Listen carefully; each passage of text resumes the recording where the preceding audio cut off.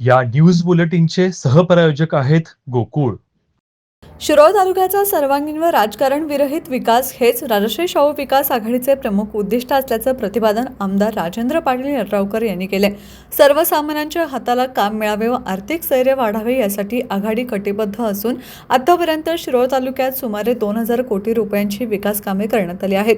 विरोधकांकडे टीकेशिवाय कोणताही ठोस विकासात्मक मुद्दा उरलेला नाही असा आरोपही त्यांनी केला.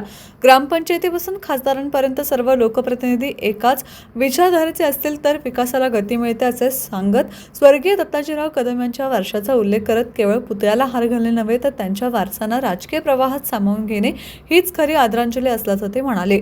जिल्हा परिषद व पंचायत समितीच्या सर्व जागा मोठ्या मताधिक्याने जिंकण्याचा विश्वास त्यांनी व्यक्त केला.